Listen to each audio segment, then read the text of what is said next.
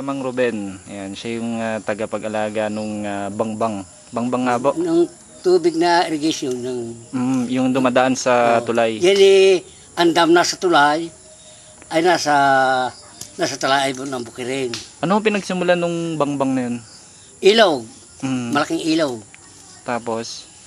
Ay di yan yung bangbang na dumaan sa gilid ng mga looban ng tao, bumabay-bay tubig. Anang suiwaya kayong ama at saka yung pang-may-ari. Sino nagpagawa nung nandaanan ng tubig na yun? Ay di yung may pangangari ng tubig na nagpapagawa na yung may kasundot. Nakiusap sa mga tao, kasundo, binayaran ng iba. At ng iba pa'y kung sila may iluha ng asukal, pinagbibigyan ng mga asukal ang tao. Sino may-ari nun? Ang pagpapagintaw, libre sa kanila. May gintuan din nun? Ay, may isa dyan dentista eh.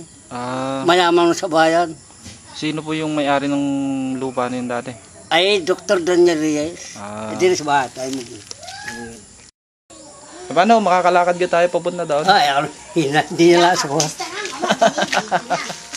Nasa nakalabas din eh.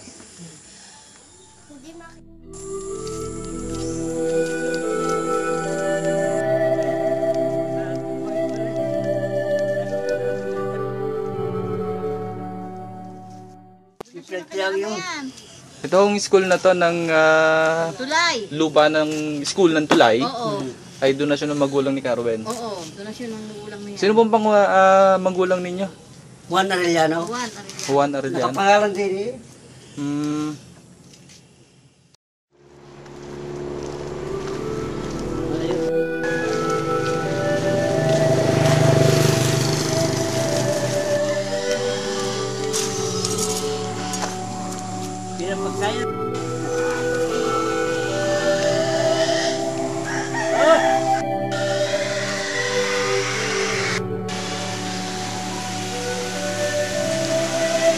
Parang ilaw.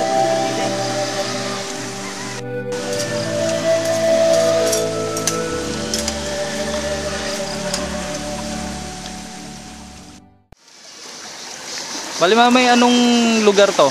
Tulay. Tulay. Oo. Tapos ito na yung parang pinaka-irrigation. Oh, ito na. Dito na nagmula. Sige naman sala nga. Sala kung tawagin. Sala. Hindi man niya nagpagawa nito. Private niya ito. Sino po nagpagawa nito? Yung nga, Dr. Reyes, Daniel Mayaman. Dr. Daniel Reyes. Ama ni Manuel. Tiyohin. Bakit niya pinagawa itong sala na to? Ay, kalingal pa gusto magkatubay. Ang engineer nila ay ama ni Cayetano, Doktora Cayetano. Sabaya. So pinagawa ito para magkatubigan sa Talaibon. Magkatubigan sa Talaibon. Oo. Na ang mga lupa ng Reyes nandun sa Talaibon. Ay, lupa nila tutubigan eh. Sa Talaibon. Ngayon, ang iba nakakahingay. Lalo ibininta nga iba eh, nung magkasakit. Wala na silang lupa roon dahil sa ang hawak na yung mga magsasaka na. Siya na nasunod sa akin. Saka sila naman nagtayo sa akin. Hindi na kami kanahanap ng iba, hindi na inyo na ika. Kailan mo pinagawa itong sala na to? Ay, baka sobra ng 6 na taon. 6 na taon? Ako'y bata pa noon eh, 7 taon ako. Samantala ako'y sobra ng 75 na mahigit siguro ako. So ngayon kayo ang nangangalaga? Ay ako sa nangangalaga ng buhat ng mamatay ng ama. Sino po inyong ama? Juan Arellano. Juan Arellano. Nasa Malacanang din, pangalan ako. Sa Polo ganito na yung hitsura nito, wala nang binago? Ay dito yung ginawa. Oo. Yay, inukay, maraming taong gawa dito. Yung mga patong ito ay hakot ng tao sa pato. Mga taga saan nung engineer na naggawa nito? Mga taga Bulacan. Mga taga Bulacan. Galing na nasa kusina na nasa buwang nagkanon. Yung parangan na yun dati sa Talaibon, ano yun, tubuhan o talagang palayan lang? Ayun eh, Bukirin ginawang tubigan. Bukirin ang ginawang tubigan. Palay talaga nandun. Ngayon yung mga bakante, tinatam na ng mais, tinatam na ng palay, ng kangkong. Tapos yung ibang nadadaanan? Ay di, pinakikinibangan at tinutubigan. Tinutubigan din.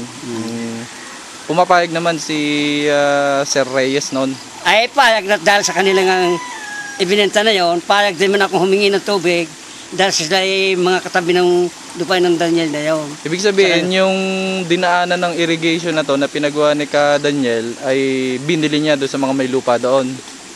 Binili, dating kanila, nung una yung nagpapatubuhan niya ni itinigil ang pagpatuhot, naggawa na para makatulong sa tao. Ano ang mga naitulong nito sa mga tao? Ayan yung buong tubigan ni hanggang tulay na kinabang ang tao sa pag-aanay. Nung may wala pang pabrika dito. So, nung wala pang pabrika talagang At talaga palayan. sa palayan ito, hanggang dito kami nagkakapas sa mga ay mga wala, nag-aanay. Ngayon, nung magkasakit laang, nagwatak-watak na napabinta na sa mga tao. Ngayon, sila na may-ari at kasama ang tubig ng kanilang papagpabinta. Binili naman ng mahal at dahil sa may kasama ang tubig. Kaya kung may magsasara nito, po di namin, demanda po di namin sabahin. Dahil sa ito bilang irrigation zone. Sino na ho may-ari nito ngayon? Nitong Ay di, sala ang na mga to? magsasaka na. Mga magsasaka na. So, hindi na yung si Ka Daniel Reyes? Hindi na. Hindi na. Kung gusto natin ating mapuntahan yung aming presidente, makakabot ng mutot. Sige o, di atitingnan natin. Si, ang Pangulo pa ay kamag-anak noon. Saan po galing yung tubig na to? Galing pa sa Kapunan Lipa. Ilog ba to dati? Ilaw, Kalamyas, Bulbok, at Kumba. Yun ni nasanga na itong isang sanga paritaw at isa sa Matala. Tapos pinagawa na dito ng sala kasi nga para maging tubigan doon sa Talaibon. Oh. Anong tawag doon sa sa mga sa labas ng karsada na dinadaanan? Yun na yung bangbang kung tawagin. Yan ang bambang ng mismong kalye, property. Ang iba pa yung mga culvert eh. Ay doon sa gitnang inaawas ng tubig, ay maliit na culvert, naawas ng tubig pag nagkakabara. Mula ho dito, mula doon, saan ang labas ng tubig na to? Ay, Talaibon. Talaibon. Makikita din natin kung saan sa Talaibon. Pupuntahan din ho natin. Sasakay na lang ako pa. Oo. Sige. So mula sa paglabas sa karsada, edi meron dun sa karsada doon sa tulay. Ay ito, ay di nabaybay ng ilog na ito papagayon. Lumabas na sa may tuklong. Sa tulay. Ang kanal, kumilo ang kanal, doon nalabas sa tubig. Bago na maybay ng bambang ng Talaibon. Tapos mula sa Talaibon, papasok na ng... Ay di, bukwera na. Papasok na ng tubigan. Paparangan namin, sila hindi natin tingnan.